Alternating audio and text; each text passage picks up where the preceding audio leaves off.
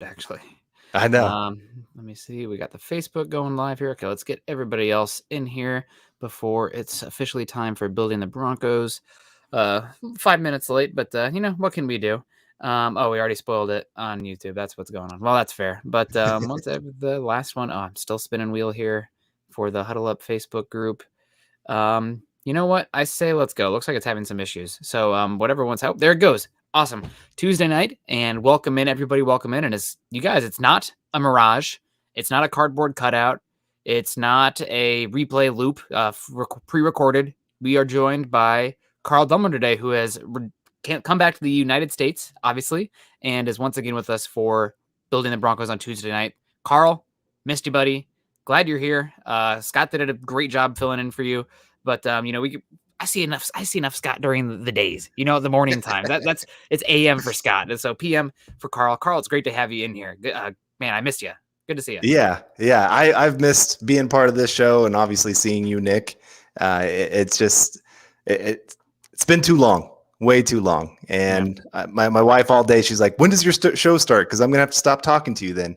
And I've been just trying to catch back up on all the Bronco news because I really haven't had the ability to follow the Broncos. I've been able to be on Twitter a little bit, some Facebook stuff, read a few articles, but for the most part, I've been a little bit out of the loop. And so I'm kind of excited that today I got back into it. Unfortunately, of course, I'm getting back into the loop after a loss, which really stinks. And watching that game and watching that interception on 4th down to end the game, it was tough to see. But you know what? I know coming in here, you guys always bring me back up, always remind me of just how fun it is. Just even when the team is not always doing great, it's always fun to get to talk about the Broncos with all of you. So very excited to be back and very excited to talk some Broncos tonight.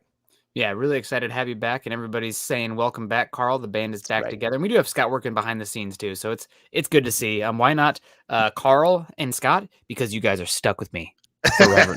But no, it's the bad takes flow. No, but no, it's great to see you guys. I guess we should get into things here. Obviously, this is Building the Broncos. We're coming at you guys live every Tuesday night at 6:00 Mountain Time. You guys can follow Carl and myself on Twitter, Carl at Carl Dumler MHH, and myself at Nick Kendell MHH. Make sure you guys are also following us at BTB Football Pod and at Mile High Huddle. Guys, get your swag on. Go over to huddleuppod.com and get our gear. I mean, I have all the hats here. I might as well just wear all of them at once. I got the, which one is which? Broncos for Breakfast hat, the Mile High Insiders hat, the Building the Broncos hat.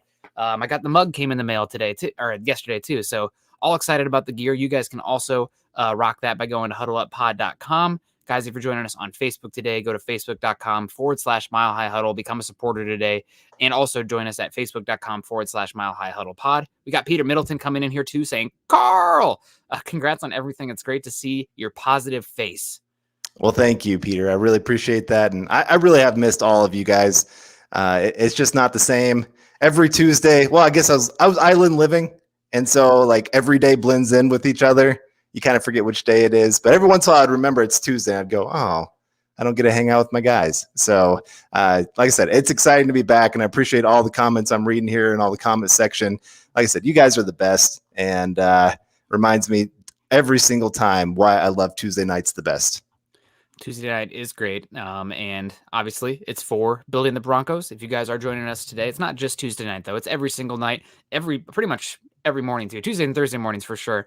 We're going live. If you guys are joining us on YouTube, please subscribe, like, and share. If you're joining us on Facebook today, click those thumbs up as well. And speaking of you, YouTube and Facebook folks, we do have another massive giveaway going on right now for you contributors to the show.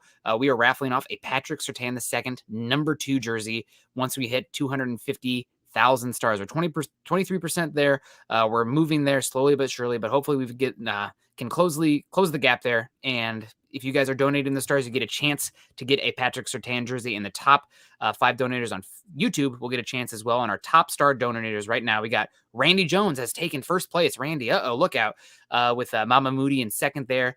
Friend of the show, Michael Ronquillo, there at third. Lawrence Rivera, thank you so much, at 4th. Shane Daniels, always great to see Shane at 5th place. Andrew Lampy, 6th. Peter Middleton, who's already joined us today, good to see you at 7. Tim Hoffman at 8.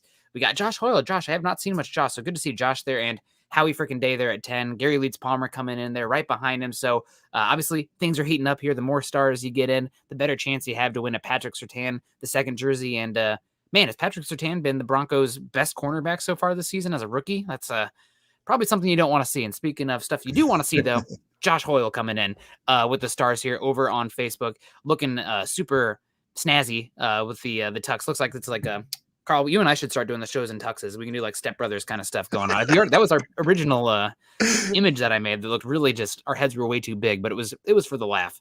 But thank you so much for the stars there, Josh. That's super nice of you, and we really, really appreciate that, keeping the lights on in here. So big time stars from Josh. God bless you. Let's get into this. Carl, you can kind of read over the comments here. Muhammad saying, welcome back, St. Carl. Scott's the man. Yeah, we definitely appreciate Scott for joining us, and it's been great to see. Scott saying hack is the right word, dude is the hack. But self-deprecation jokes. See, Scott, that's why we get along. If you can't make fun of yourself, you make fun of yourself first, so that way nobody can hurt you. I've already said it, so you can't hurt me. But Carl, I'm going to shift here to a more serious note here. With the Las Vegas Raiders, obviously, if you've been living under a rock essentially, so I'll bring you up to speed. A bunch of emails with racist, misogynistic, sexist. I mean, all the ists words were in there. And John Gruden has resigned from the Las Vegas Raiders last I see, not fired. The NFL kind of forced the hand of the Raiders, but man, talk about turmoil. The week before the Broncos game, John Gruden is officially out in the Raiders. And I think their special teams coach is now the interim head coach for that team as they come to Denver for what is a must-win game for both teams. Honestly, a must-win game for both the Raiders and the Broncos. Yeah, both teams seem to be going in a bad direction. Obviously, just coming off losses and just not looking great. And then just John Gruden information. That was the first thing that popped up when I got to the airport, to Atlanta. First thing I see when I come into the country is John Gruden, not fired, like you said, resigned. He was pretty much told, you are out of here, kind of thing. So I was just like, what in the world has happened in the world since I've been gone? Like I said, I've been living under a rock, and now John Gruden's gone. I thought this guy with his 10-year contract was about as untouchable of a coach as there is in the NFL. Even, he's been terrible. The Raiders have been a terrible team. And so it was a little bit of a surprise, but like you said, there's no room for that, especially in today's NFL and today's world, really. You just can't stand for that. And I don't care that it was 10 years ago, that there was plenty of it. It's not like this was a one-time mistake, some kind of joke. It's this guy really showed some true colors in a lot of that. And so he made the right decision to step down. And yeah, there we go. That's the picture. That's the money right there. Terrifying. Absolutely terrifying. My mom said, what are you doing? That is not a good look for you. I'm like, you know what? We're here for the laughs. Again, if we can do it first, then nobody can beat us. But we want to say hello and thank you very much to Shiloh Smith coming here with $5 over on YouTube. And then, boom, $5 again over on YouTube, adding up to $10. See, I promised there'd be no math, but here we are. What would have to happen for Drew to get another chance at the starting job? Teddy Bridgewater would need to get injured, which nobody should be pulling for injury, but that's probably what needs to happen there. Or the Broncos are rudderless in the last, 5 games of the season. They're pretty much out of playoff contention. And the team is like, okay, we have 2 years of control with Locke. We only have 1 year of Teddy. We probably need to see what we have with Drew there just to, flush out all options and see what happens there. But if specifically for the Broncos, that's probably the most likely. I could see Drew Lock getting a chance to compete for another quarterback competition for a team. Let's say the Eagles trade for Deshaun Watson, and then some like Houston trades for Jalen Hurts, and then Jalen Hurts picks up Drew Lock too. Jalen Hurts versus Drew Lock quarterback battle. It's that kind of situation right now. But it doesn't seem like the NFL at large is super high on Drew Lock. We saw that when he fell all the way to the second round, the way people talk about him outside of the Broncos organization. So he could have a shot, but it's probably going to have to happen through extenuating circumstances to get there. Yeah, especially with the Broncos. I can tell you before I left, I knew this was the case, and I think it still is today. Teddy Bridgewater is absolutely loved by this coaching staff. Loved. The teammates. Yeah, and teammates too. And so it would take a lot for them to make that kind of decision to bench Teddy. And I don't think you can really point at Teddy as being the main problem these last couple games. Yeah. You know, he got hurt in the game before this one, and this last week it just the offense was flat there at the beginning of the game. Some bad penalties, just a lot of things went wrong to lead to that.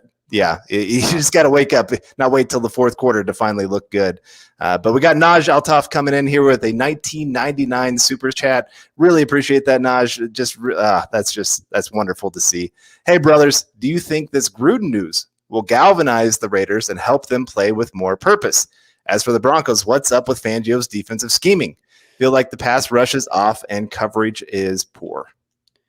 Two-part question here, but when you contribute $20, you can ask as many questions as you want in there, honestly. The Raiders help them play with more purpose. I feel like it could go either way. The thing that does make this interesting is that it's still Gruden's buddies and staff that are the coaches there, right? It's just Gruden is gone. He's an issue, but it's still like his guys are the ones that are the coaches and leading there right now. So there could be some issues there. Now, could it galvanize them and push them forward? Absolutely. I mean, this is a team that could rally around like Derek Carr say, like he becomes the dude there rather than Gruden. Definitely possible. But I would say it's more likely to go the other way. God, biting my tongue even saying that, because it seems like the Broncos are everybody's get right game right now. And to talk about a team that needs a get right game, it's probably more the Raiders, even more than the Broncos. So that makes me scared. What do you think, Carl, with galvanizing here, dealing with the adversity of what's going on for that organization? I think this is going to be too much chaos for them. Yeah. I really do. I mean, this is bad. And this is going to be all that anybody wants to talk about. There's going to be very little football talk. I just think this is one of those games where if the Broncos have to win this one, right? Yeah. I told somebody a couple weeks ago, they have to win one of the two between the Raiders and the Steelers if they really want to be a playoff contender. Obviously lost to the Steelers, got to win this one. Can't be 3-3 after starting 3-0. But so I think the Broncos have a lot of motivation.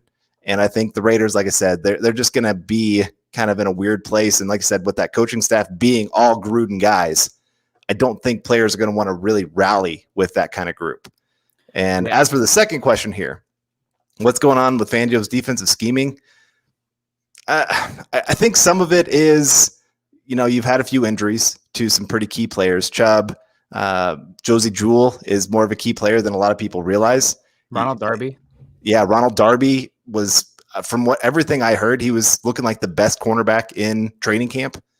Yep. And so for him to go down, when he comes back, I think we should have a talk about whether Kyle Fuller is the guy that gets benched. If we're going to be at 3 cornerbacks on the field, I think he's the guy that should be on the bench, not our rookie, Patrick Surtain. Because like I said, he's played pretty good. He's had some moments up and down. Yeah. But Fuller, it just seems like every game he starts off terrible, gets a little bit better as the game goes on, but seems to give up some big plays and just makes a lot of really stupid decisions. If you're going to go for the pick, you better come down with the pick. Yeah. Because if that other guy catches it, now there's nobody to stop him. They're at the beginning of the game. He makes a lot of really risky decisions, and he doesn't have the athleticism to make them like he did a few years ago. And so cornerbacks, man, it's a position where they can fall off pretty hard, and he's not even 30 yet, and it already looks like he's lost his step. So I actually have an interesting question for you, and Fuller to me is the fourth corner based on what we've seen for this team. But when you're talking about dime packages with 6 defensive backs out there, this might be blasphemy. This might be, a little bit of a hot take. I'd rather see 3 safeties with Caden Stearns out there than Kyle Fuller right now. I think Caden Stearns bringing more click and close ability, playmaking ability than what we're seeing off Fuller. And I'll mix and match Callahan, Surtain, and Darby with the 3 safeties versus what I'm seeing from Fuller right now, who's probably more limited to purely boundary. Well, and Kyle Fuller he doesn't seem all that interested.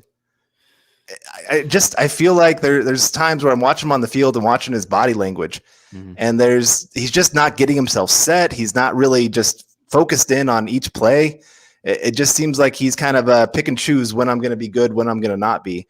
And he's just, for a guy that was an all-pro cornerback just a few years ago, to be this far off. And like I said, I don't think it's all just because his athleticism has gone down. I think it is a little bit. He just is a little upset that maybe the NFL doesn't view him like he views himself. and upset that he got cut. I don't know what's all going on there, but he's not looking good. And like I said, Caden Stearns, he's been outstanding for a rookie. Yeah, I did not expect that from this kid this quick. I thought he needed a year or two of grooming to kind of become something here in the NFL. And boom, he's jumped on the scene, been all over the field, looks athletic, everything you want to see from a guy in that position. So I'm with you. I'd rather leave him on the field. He seems very interested in being a great player, and I love that secondary with him on the field. Yeah, no, absolutely. He's dynamic. Him and Kareem Jackson are probably the more physical players back there. Not that Justin Simmons isn't physical. He's just more of a rangy player with his height and length. That makes a bigger difference. But Stearns coming downhill has been a pleasant surprise, and I'd like to see some more of him going forward. But you can't take Kareem off the field, right? So got to get a little bit imaginative there. Bringing it back to Gruden here. I also want to give a shout out to Michael Ronquillo, it's his birthday today. So everybody in the chat, make sure you're wishing Michael Ronquillo a very happy birthday. We did so this morning as well, but he's joining us again. So we want to make sure to give a shout out to him. Happy birthday to you, Michael, and hope you're having a great one. So bringing it back here to Gruden, you're talking about this being a must-win game for the Broncos. Well, let's talk scenarios here. Broncos win this game. What does it look like for the rest of the season? What's the trajectory of this team going forward? Obviously, Cleveland coming up right after that on a Thursday night game. Broncos quickly could be looking at it 3-4 if they lose this game, but winning it, what does this mean for this team going forward?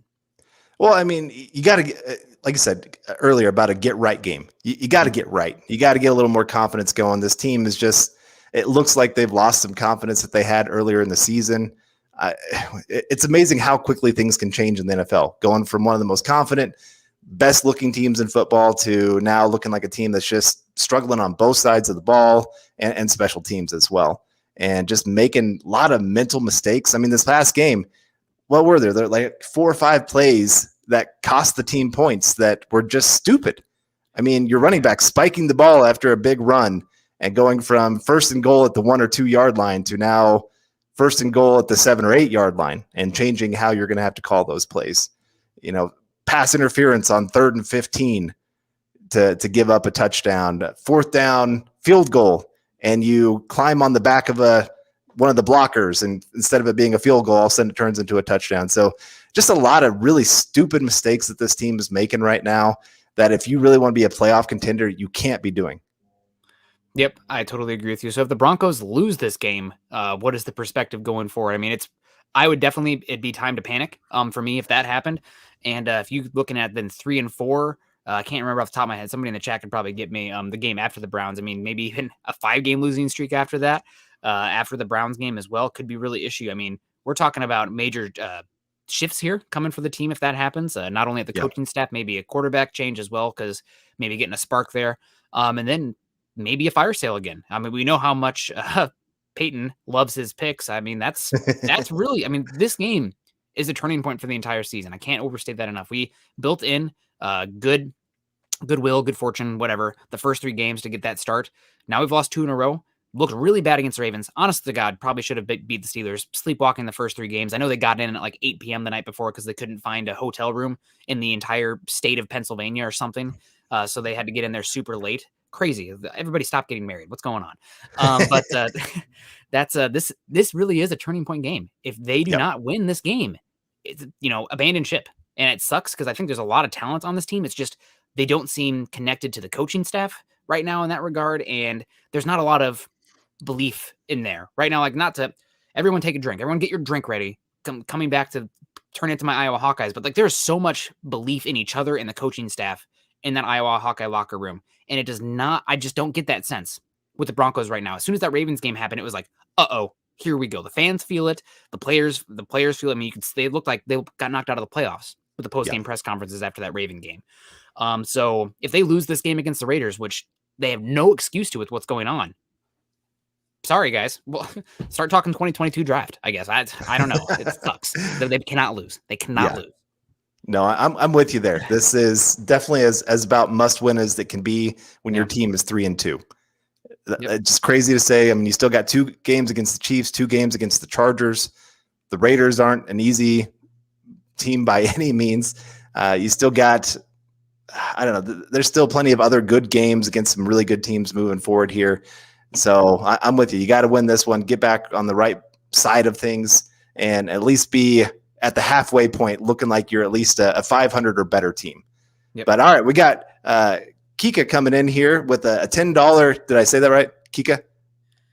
Yeah, I think so. And how's it, Kika? Good to see you. Yeah, but a $10 super chat. Really appreciate that. Carl is back. Yes, thank you. Aloha, guys. Congrats on the adoption, Carl. Really appreciate that. It's been quite the ride for these last few years, and to finally get to meet the boys and spend time with them. And I got to give them Bronco jerseys. My mother-in-law brought some Bronco jerseys this last week. So got one in a Judy and one in a Von Miller jersey. So very excited about that. But you're a hell of a man. Really appreciate that. I'd rather OJ come back from IR and take Fuller's reps. Honestly, much aloha, Broncos country. # beat the Raiders. Yeah, Fuller, I mean, he's playing himself out of a job. And it's not just this year. He's playing himself. He's on a 1-year contract. Yep. Right now, we were kind of talking to him before the season. What are the Broncos going to do at the cornerback position after this season? You know, are they going to try to bring back Fuller? Callahan is on his last year of his deal. Callahan has been playing great, honestly. I think he's having a very quiet season, which is really good for a cornerback. Like everybody's attacking Kyle Fuller. One game, Patrick Surtain really got targeted. So I'd rather bring back Callahan if I bring back anybody at this point. Kyle Fuller, good luck. See you later, buddy. Because like I said, he's really just all the big plays pretty much have come his way. And OJ, I don't know. He struggled giving up big plays last year too. So I don't know what he is. I'm just hoping Darby comes back and we don't even have to worry about that. Then the secondary can stay healthy and we'll be just good to go from then on. Yeah, and he's played disappointing so far, given like the pomp and circumstance. You know, Fangio's guy, former first-round pick, All-Pro, first team All-Pro. One of those years with the Bears too. And we said coming into the season, like I think people are sleeping on Darby and maybe overrating Kendall a little bit. Kendall, that's his name. Kyle Fuller, and his brother's Kendall Fuller. But he's been disappointing. However, it's 5 games into the season. He did miss pretty much the entire offseason, right? Like he was opting out. So I'm not totally ready to completely bury him, but there's no doubt about it. He's been disappointing for the cost. So not disappointing today at all. Andrew Lampy coming in here, one of our top star givers, and we really appreciate that, Andrew, coming in with the stars here. And always a shout out to you. Cute pick, as always, as I like to say. I always like you guys repping the family. Next step for evolving is having the family rocking the MHH gear. That's next level stuff. But we appreciate you so much, Andrew, and we'll keep them running. And speaking about keeping them coming, Chase Wellner, $5 over on YouTube. Thank you so much, Chase, with the Happy Gilmore picture there. Is it a coincidence we signed an ex-Raider? I assume he doesn't give in any info they don't already have. Some people buy into that conspiracy, though. I mean, Bill Belichick does this all the time, and he'll just cycle through guys that were just released or whatever. Just like, if I can get any competitive advantage, it could be minuscule, but that could make a difference. So I do think there is something to it. Now, to what extent? I mean, your guys got to go out there and execute their own scheme and not make stupid penalties like jumping the line on field goals to have a 4-point swing and catch interceptions that hit your hands twice in the red zone. So that's going to make more of a difference than any of this, but there is something to it, and any sort of competitive advantage you can get, you're going to take. Right, especially in a must-win game. And I did want to correct, it's Kiaka. Yeah, see, my bad. I really appreciate we want to get names right. And so I appreciate Jeremy letting us know how to really say it, and always a good thing. Oh, hey, Scott. All right, I can't take it. Kiaka. Oh, okay. Kiaka. Aloha, Kiaka. Okay. Aloha. How's it? Good night, y'all. Good to see you, Scott. Go back to your hole. No. Thank you. We got Paul, too. $20. The orange coming in. I love it. Missed you, Carl. Welcome back. Is Simmons suffering from getting paid syndrome? My thoughts are with Eric and his family. Yeah, guys. Thoughts with Eric and his family. I don't know if you guys saw on Twitter, but yeah.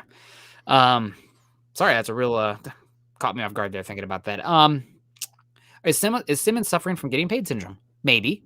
That's definitely a possibility. I think that's something also to be said about Shelby Harris, right? 2 guys who just got paid, and it's like, okay, where are you? We need you to play. We need you to play better. Simply put, I mean, it's not like these are professionals, and I get it, and they have a lot of things going on in their life, but like This team just, put you on a pedestal, and you need to go out there and execute. And so far, neither of them have lived up to the contracts that you'd expect them to. Like we have undrafted free agents that are making plays more than our top paid players. Yeah. No, you're right. And that's always the chance you take when a player gets paid. Sometimes they're playing for that big contract, and then it is hard to keep that motivation going once you get it. But we need those players to really step up. This is that time where it's, like you said, it's make or break. And those are the guys that are supposed to be the leaders on your team. And so far, they have not been those guys that have set the tone for everybody else. And so this is the game that we need them. They got to go out there and make some big plays. And, it could be make or break for them of looking at the future with the Broncos. I know they just got paid, but a lot of times when you're getting paid big money, teams are also looking at, can we replace you with somebody cheaper later here a year or two down the road too? Yep. And obviously Simmons is not as, you're not going to find a nicer guy or a better representation in the community than Justin Simmons. But got to play better, right? Like if you're getting paid that big contract and we are sitting where we are, obviously we can't do what he's doing, but you're going to get critiqued.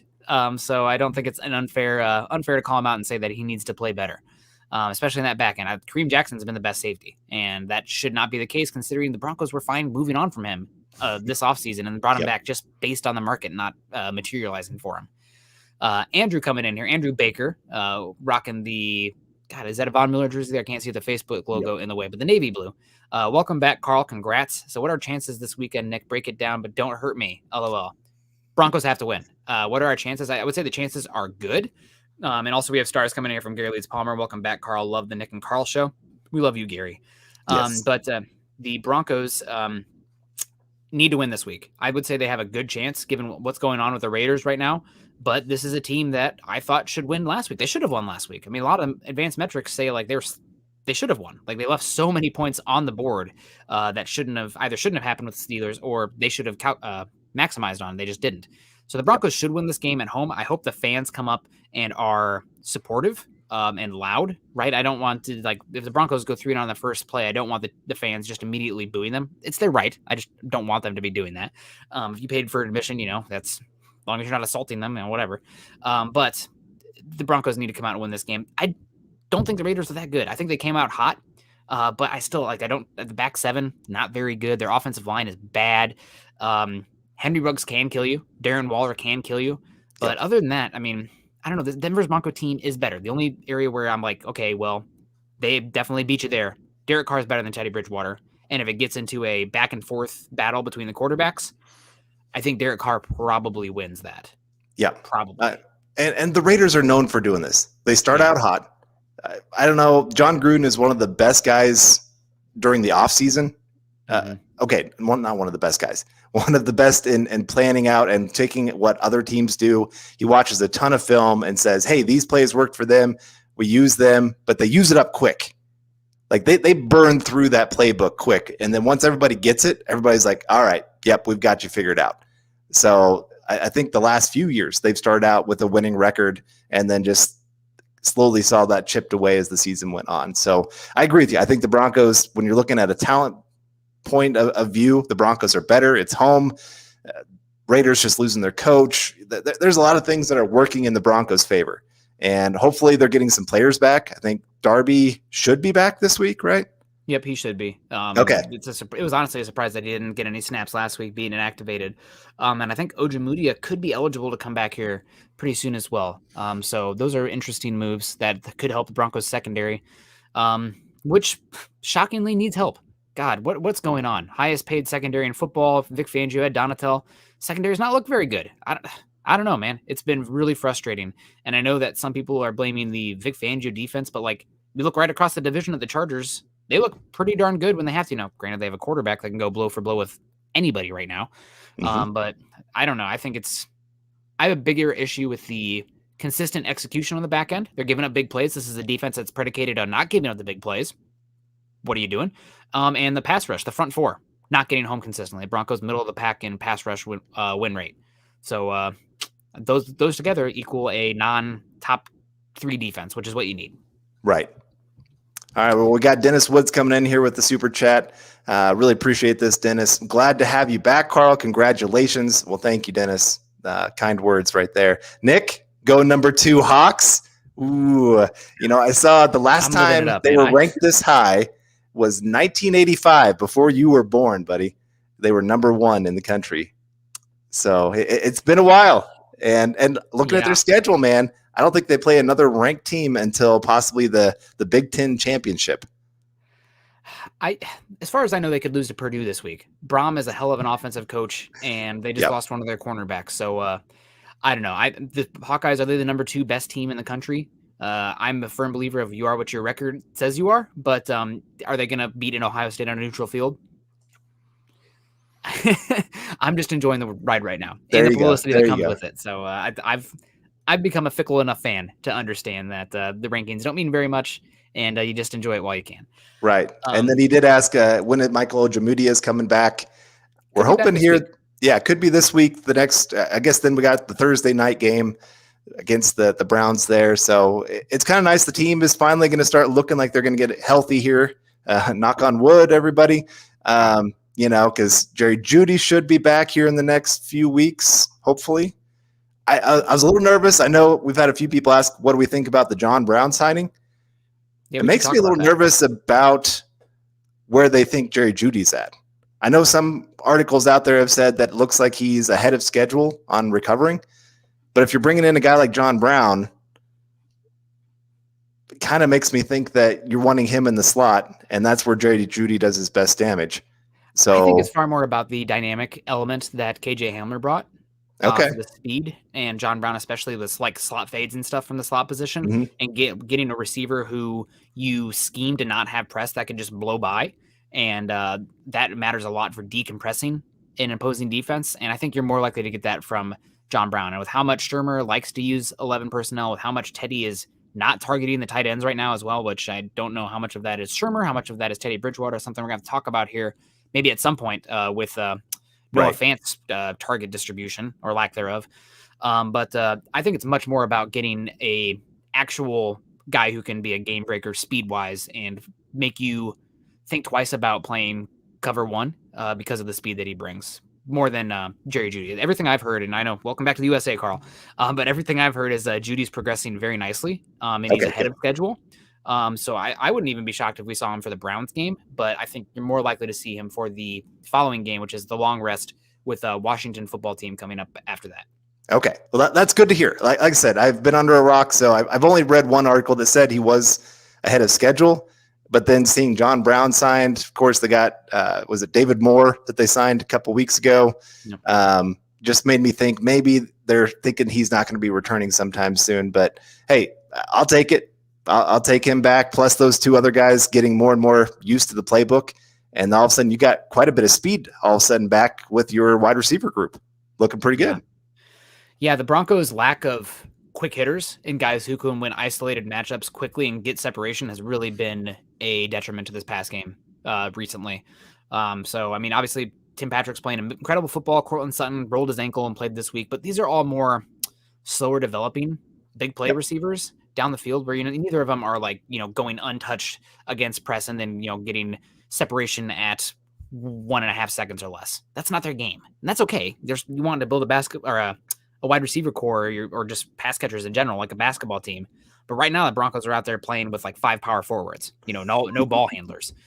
So getting Jeudy back will be very big. They need that guy. Teddy really needs that guy as well. Yeah, no. And I'm excited for John Brown. I mean, we talked about it when Jerry Jeudy went down. That was a guy that we'd like to see signed. And Corey Johnson coming in here saying PFF rated John Brown 5 points higher than Jerry Jeudy last season. I doubt he's better than Jeudy now, but this could be a good way to bolster the offense short term and long term, honestly, because I wouldn't be surprised if John Brown does pretty decent this year or makes a few plays if they don't bring him back, because KJ Hamler, his injury, I don't know how much he's going to play next year. I really don't. This is going to be a longer recovery than people realize. His speed guys, especially with ACLs, and it sounds like it's ACL and more. Mm-hmm. That's going to be a long recovery to get him back to what he was before. And so John Brown coming in, I think they could get him on another year or 2 contract, and I wouldn't mind that one bit.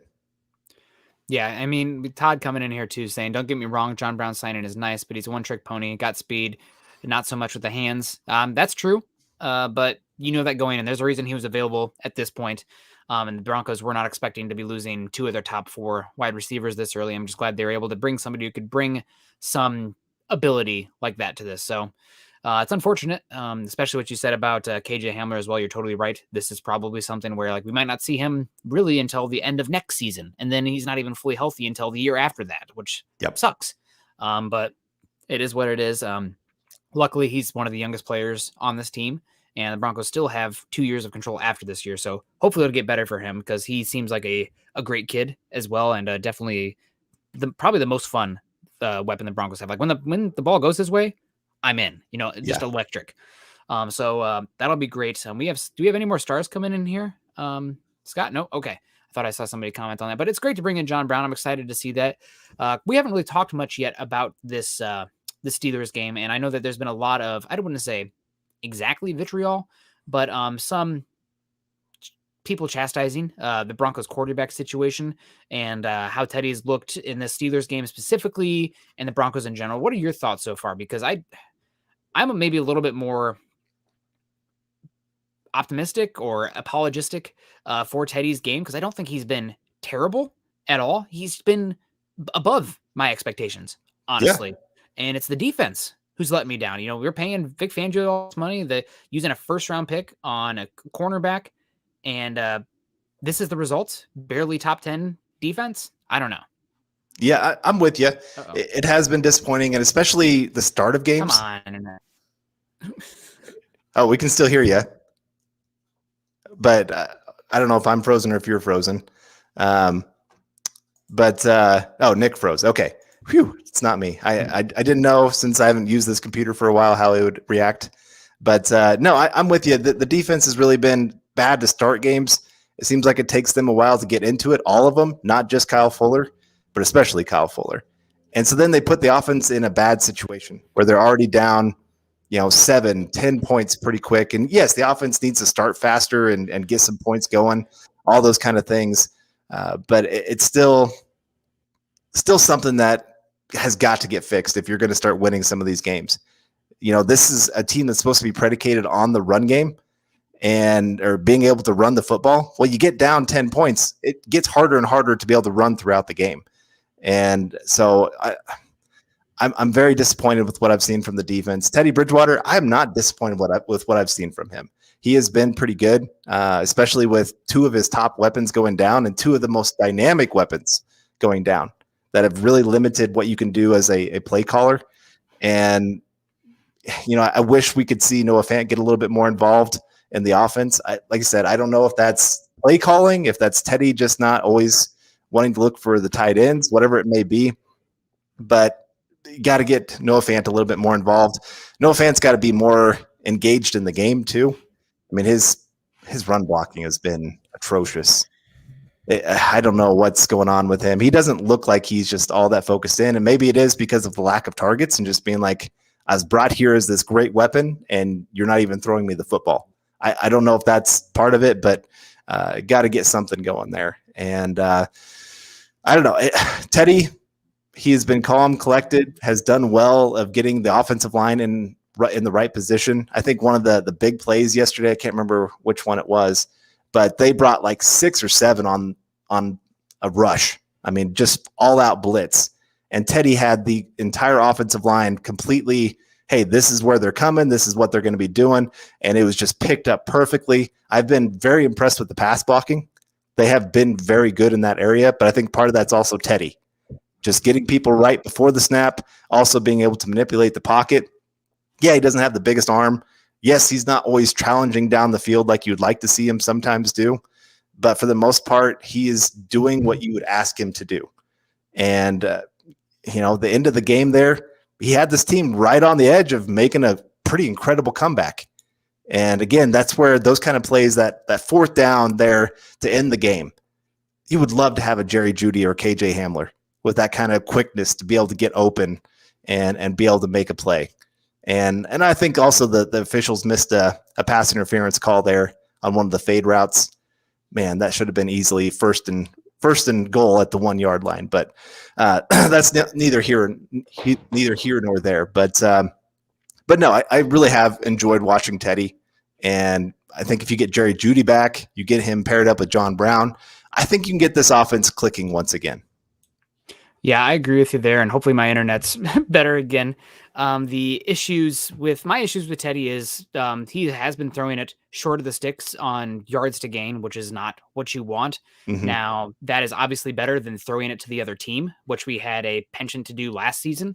If you get the ball to a person short of the sticks, they have a chance to break a tackle and make a play.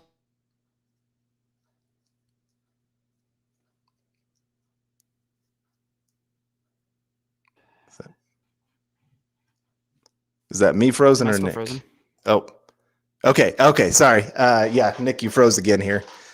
So I'll take over here for a second. We do have Peter Middleton coming in here. John Brown is exactly what we need for some speed. Both the club and player obviously see the risk is worth it. I sadly think Hamler will struggle if his long-term injuries affect his speed. Yeah, you're right. I mean, that's why he's in the NFL. It's why he was a second-round pick, was because of that incredible speed, that elite athleticism, quick-footed ability to especially win over the top, but also to win on those quick slant plays that we saw a lot of his time there at Penn State. I like the John Brown sighting. He is 32, so it's not like he's a spring chicken. And those speed guys, when they hit their cliff, I mean, they fall hard. So it would not surprise me one bit to see if John Brown does fall off a cliff here sometime soon. But right now, I think he is exactly what this offense needs, somebody that can threaten over the top and make defenses have to play a little bit more cover two instead of being able to go to this cover one and take some guys away from the line of scrimmage. Once they lost KJ Hamler, teams just do not respect the Broncos going over the top. But all right, we got John Clay Eventing coming in here with a $5 super chat. Really appreciate that.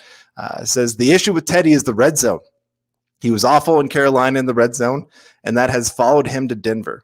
We need Roman or Dabble and Willis. # Go Broncos. All right, Nick is back. I can't completely disagree with this, but I would also add here the red zone issues have been some really bad penalties at really bad times.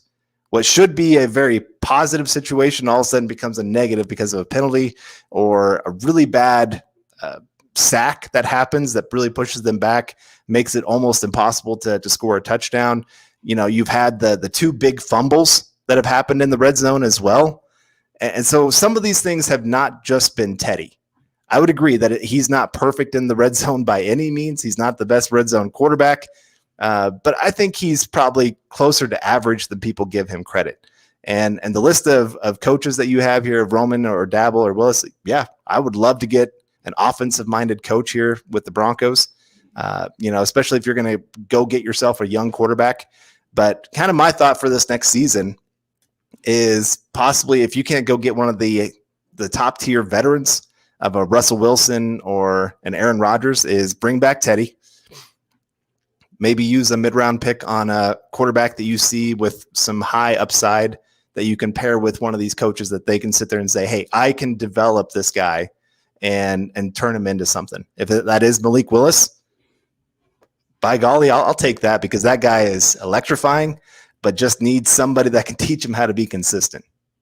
Yeah, no, absolutely. And the point I guess I was making was at least you're giving your playmakers a chance to make a play, but Teddy's got to play better on third down. Honestly, the Broncos are losing third downs because they're averaging 3rd and 8. They're losing on 1st and 2nd down and giving themselves a almost near impossible way to win third down. 3rd and 8 is, I think Scott and I were talking this morning, the chances of converting on 8 and anything is like 25%. So you got to do better on 1st and 2nd down. And I want to see him be better in the red zone as well. Now, the numbers in the red zone don't look amazing because against the Jags and the Jets, the Broncos, if it was Peyton Manning down there in the red zone, no doubt about it. I love Peyton. That dude is calling an audible to a pass play. He's not handing it off. He's getting touchdowns in his stat column. No doubt about it. Teddy's handing it off. The Broncos are scoring touchdowns. If they're scoring, it doesn't matter. But that's something that I do think matters, or context wise. But actually, I did want to just a little bit of nuance for you as well. So you made a comment about the Broncos pass protection being good so far. Just some really interesting data here for the Broncos so far this season. So the Broncos, so far, Teddy Bridgewater has been the highest pressured quarterback in the NFL, which is, okay, that's bad. But Teddy Bridgewater has the 5th longest time to throw in the NFL. That's good. And also the Broncos pass blocking win rate is 17th in the NFL, which isn't great, but it's average. So what does that say to you? Add some to that, because that's very conflicting data. Somebody looks at the pass rush or the pressure rate being the worst in the NFL. Oh my God, the Broncos offensive line is trash. What are we going to do? But then you see them being 5th best with time to throw. What's going on? Well, I think one of it is, like I said, the two quick-footed guys that get open in a hurry, both going down with injuries. It does mean that Teddy has to hold on to the ball a little bit longer, because you have plays that are a little bit longer drawn up, trying to get Cortland Sutton, Tim Patrick down the field to make some plays or some deep comebacks, those kind of things. I think that's playing into it. I think also Teddy does trust himself in the pocket, that he can manipulate the pocket to buy some time but for a guy to get open. And that's played out, and it's done pretty well most of the time. The last couple games, there's been times it hasn't worked out quite as well as those first 3 games, obviously. And I do think there are times also you've had your 2 guards go down with injury. So there's been some miscommunications that have led to some really bad pressures. And Moody and Miners, there you go. Both of them have had their ups and downs. They've had some great plays and some terrible plays all along the way. And they just got to get a little bit more consistent as we move into years in the future. But like I said, overall, I've actually been pretty impressed with what they've done as an offensive line in the pass blocking. Run blocking is a whole nother thing, but that also includes tight ends who have not been great run blockers. I think that's one of the biggest mistakes the Broncos made this offseason, is not getting a great run blocking tight end. And that is really, really hurting them bad in the run game. Yep, I totally agree with you there. And I do wonder how much the Broncos panicked based on what they saw versus the Ravens and how healthy Glasgow and Reisner looked. Glasgow did not look healthy to me out there. Yeah. I know that I think he's actually top 10 for the Broncos or in the NFL this year in run blocking win rate, which would be surprising given the Broncos run game struggles. Now, some of that, nobody wants to hear this, but some of that is Javonte Williams. He's been leaving some yards on the field. His vision and patience have not been great. He's still blocking tackles like crazy, but hopefully the game will slow down for a little bit for him. So he can be a little bit better out there with that. But it will be interesting to see what happens. So obviously the Broncos losing that game. I want to go back again to this defense. What is going on with the pass rush? Broncos, I think they're 5th last so far this season in pass rush win rate. I think Malik Reed and Von Miller have some of the lowest double team rates. Now Malik Reed has like the lowest double team rate, and his pass rush win rate is really low as well. But Von Miller's pass rush win rate, let's say that 10 times fast, and while the double team rate is low, his pass rush win rate is high. So what's going on? Like why are we not getting any pressure right now?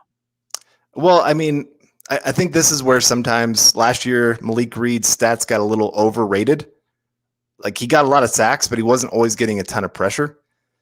And, sometimes you just have that where you have a season where your pressures end in sacks. Von Miller has a ton of pressures most seasons, doesn't always get a lot of sacks, but he's still doing his job well. And this is where a lot of people are going, we have to sign Malik Reed. We can't make another Shaq Barrett mistake and let this guy walk. He's not Shaq Barrett. Shaq Barrett had a very high win rate. He wasn't always getting the sacks, but he was winning at a high percentage. And so, I mean, they are missing Bradley Chubb quite a bit on that defensive line. And I think some of it also is you're seeing some of the younger guys that are just not always cutting it. I mean, Cooper has not been great at all when he comes in as a backup. Von Miller, I've not always been impressed with his decisions this year with where he's trying to rush, how he's trying to attack. I think that'll improve, but there's just been times where I'm like, dude, there was an opening and you kind of tried to slow play it and it was too late. And so there's some of that. I think Draymond Jones, he's been getting into the backfield, but he doesn't know what to do when he gets back there. He just had times where he actually gets into a great position and then all of a sudden decides to spin back into the block. And you're going, what are you doing, Draymond? He still made a lot of great plays and he'll get there. I still think he's possibly going to be a star here in this league if he can really get some of that vision once he wins what to do with it. And then, like you said, Shelby Harris has been not great this year. You were kind of depending on him being that next veteran once Bradley Chubb went down to kind of show the guys how to do this. There's just not a lot of guys right now that teams are afraid of and say, I mean, Von Miller is one that you're still a little bit afraid of, but the rest of them, you're like, what do I have to fear here? And so I don't know if there's just things that they need to do scheme-wise because the Broncos don't blitz a lot. And, once you get Darby back, maybe that changes a little bit and you can actually start rushing a little bit more because you trust that he's not going to get beat over the top. I really hope that that's what they do and make teams have to respect it a little bit more. But right now, I think the Broncos are playing a little scared on defense. Yeah, it's really frustrating because I do believe in the scheme, but it only works if you're getting pressure to the front four. And so far, that has not been the case. And like you said, Shelby Harris, disappointing to an extent, but how much of it is what they're asking him to do versus what's actually the outcome of the play, right? Like if they're asking him to play very disciplined in his gaps and not, be a pressure player, so to speak, through a singular gap, then that changes the perspective of if he's winning or not, right? So it frustrates me to see the Broncos not getting pressure to the front four. I think that's the straw that stirs the drink. Pivoting on this, I feel like this is a question we asked as soon as Vic Fangio came over, and I'm starting to circle back around to it. Is Von Miller not a good fit for what Fangio likes to do?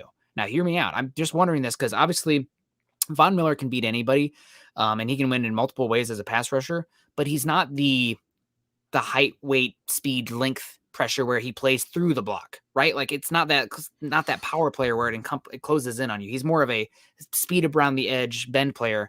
And I don't know if because of the way Fangio is sending pressure or lack thereof, if that's maximizing what Von Miller does because he has to be so disciplined in those lanes. Does that make sense to you? It does. Like it's like Khalil Mack just would go through a guy. That's not as much Von Miller. And I wonder if it's somewhat capping what Von does. Right. And I mean, that's Bradley Chubb. That's what he does. Yes. He's the guy that collapses that pocket, and the Broncos are really missing that right now. And so you hope he can be back maybe in December, November. We'll see on his recovery. But yeah, and Jay Roper has it right. Khalil Mack was a good fit for what Fangio wanted to do. Like he's that perfect rusher for Fangio's scheme.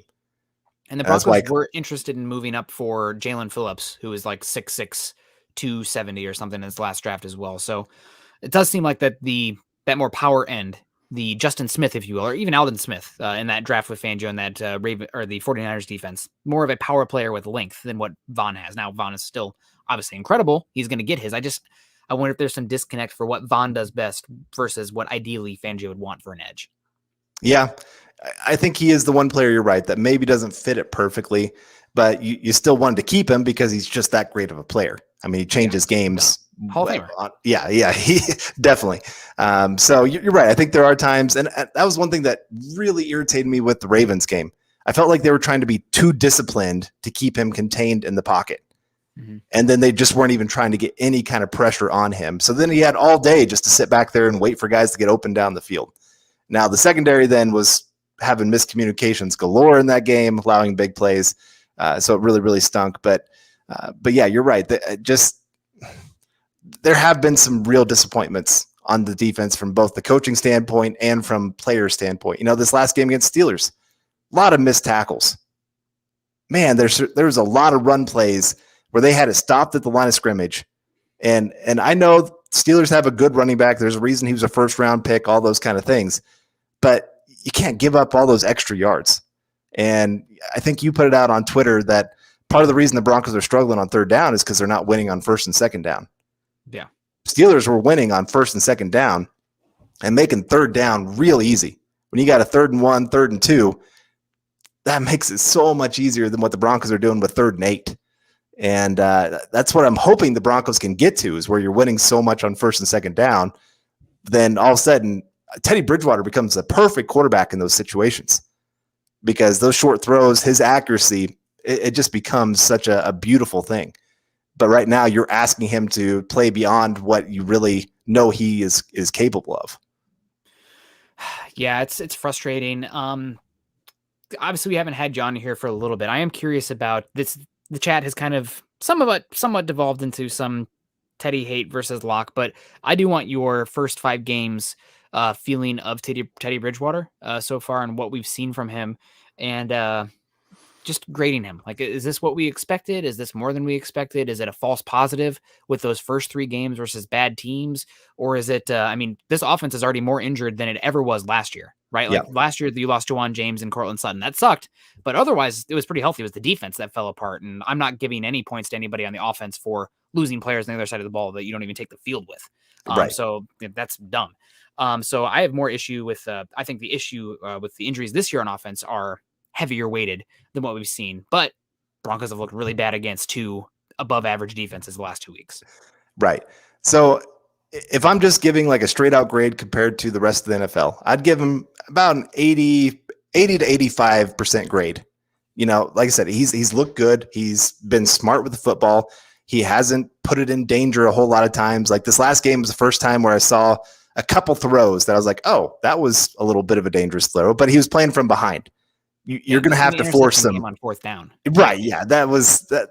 I don't even hardly count that one.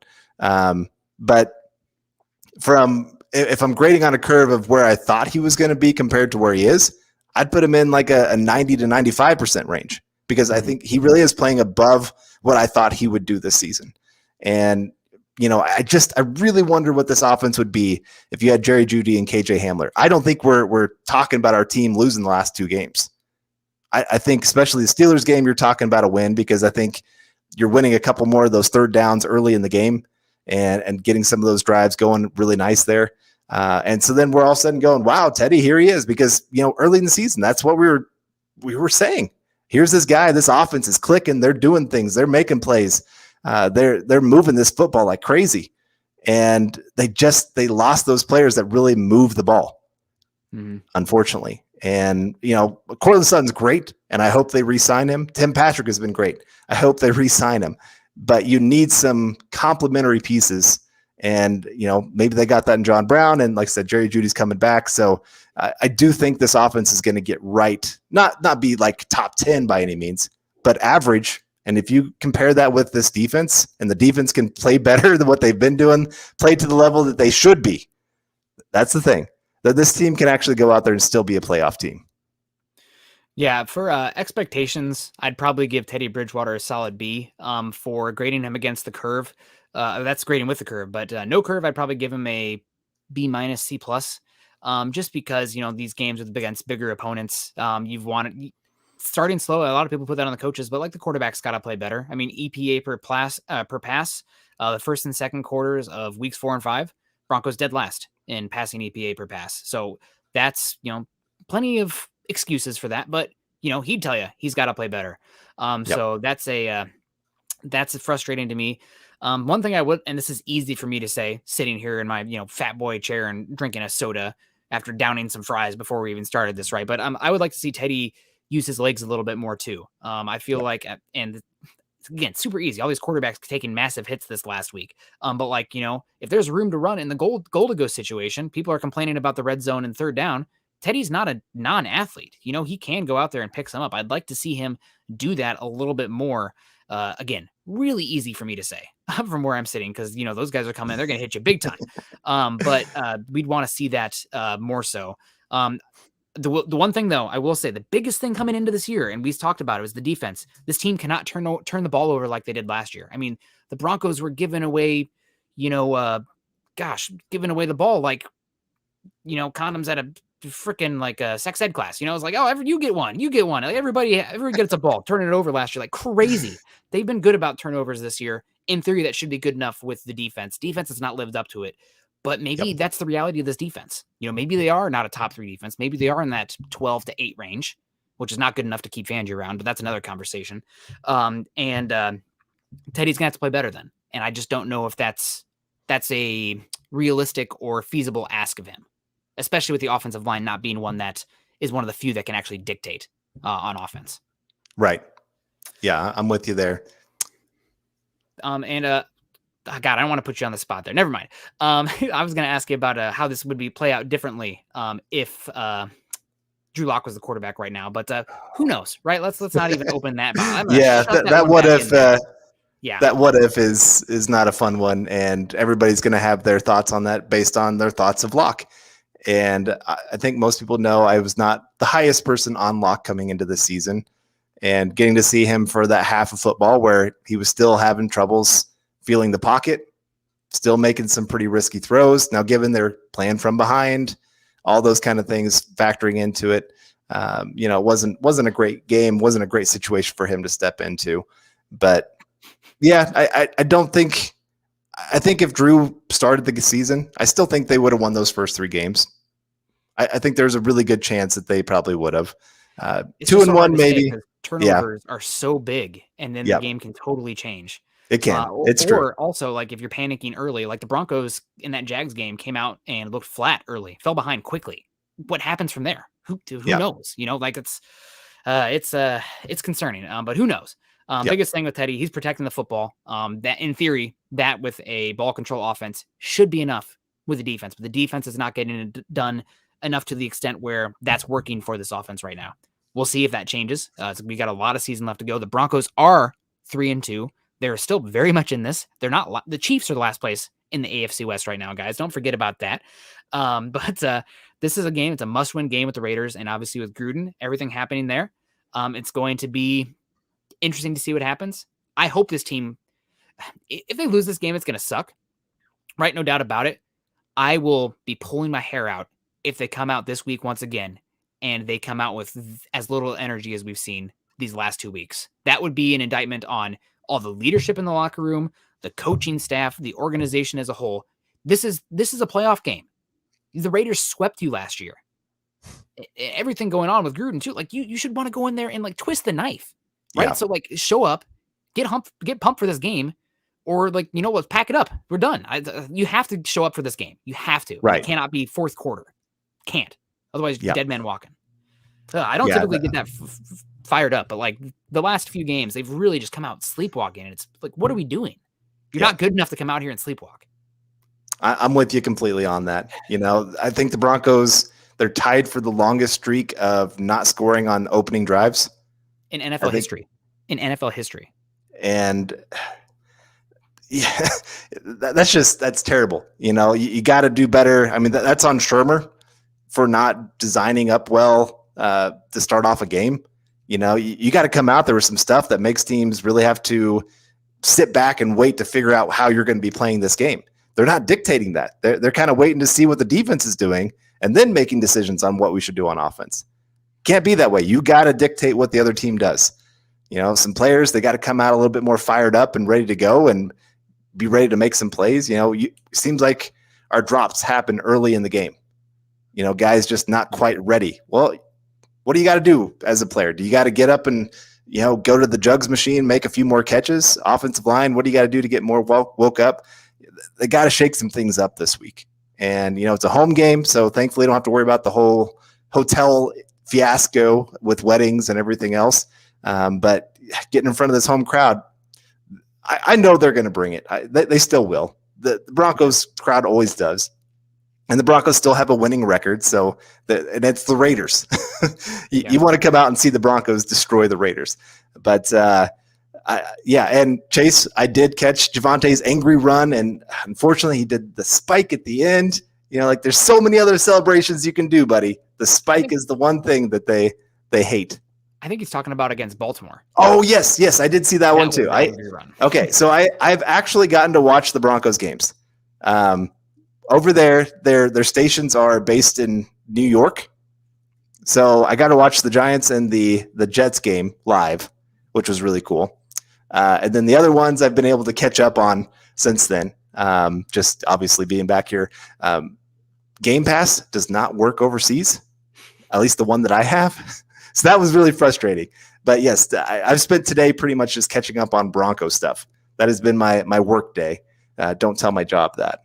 But no, they kind of knew Tuesday was going to be just kind of a catch-up day. So, I've been really impressed with Javonte.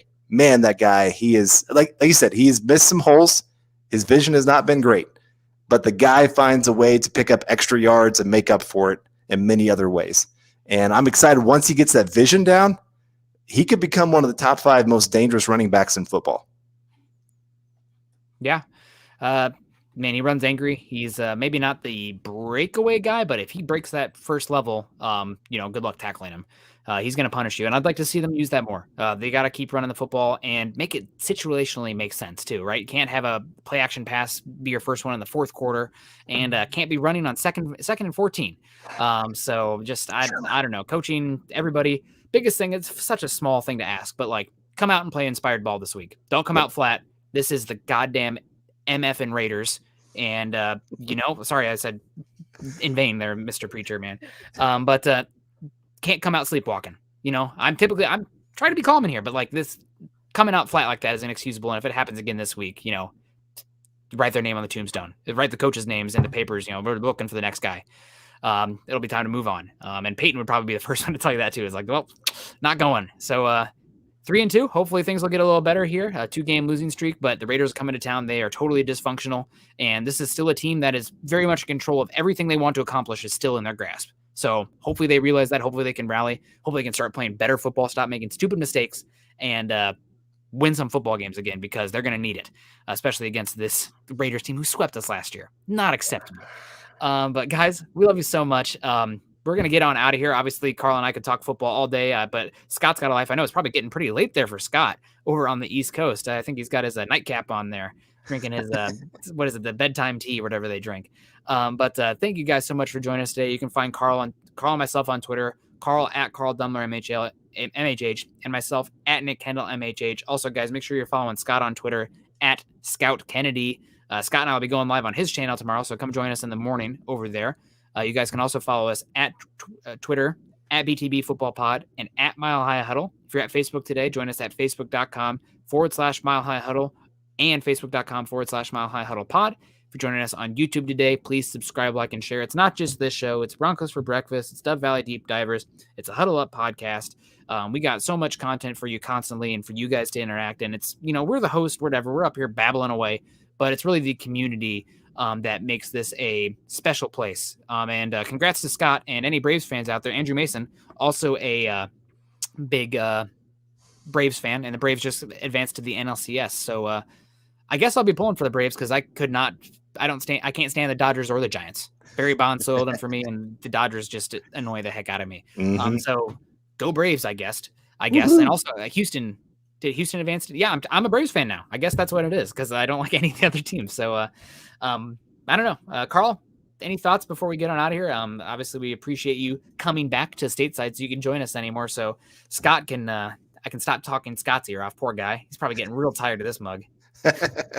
Well, I just want to say, hey, thank you to everyone in the comments. I've been trying to follow everybody, just all the thank yous and welcome backs and congratulations. And it just means the world to me to see that. And, like I said, I've missed all of this of being a part of building the Broncos and Mile High Huddle, and just excited to be back and talking some Bronco football. And this is fun. This really is. I look forward to this every Tuesday. And so just appreciate you guys making this a great welcome back party for me. And now I'm going to go get some sleep because I didn't get home till like 4 a.m. last night. Man, I just made some enemies in here with the Giants and Dodgers fans. Sorry, guys. Carl and I are both bitter Cardinal fans, and we, feel like everything belongs to us. So We'll see you guys next time. Stay safe. I'll see some of you guys, I'm sure, on Scott's channel tomorrow.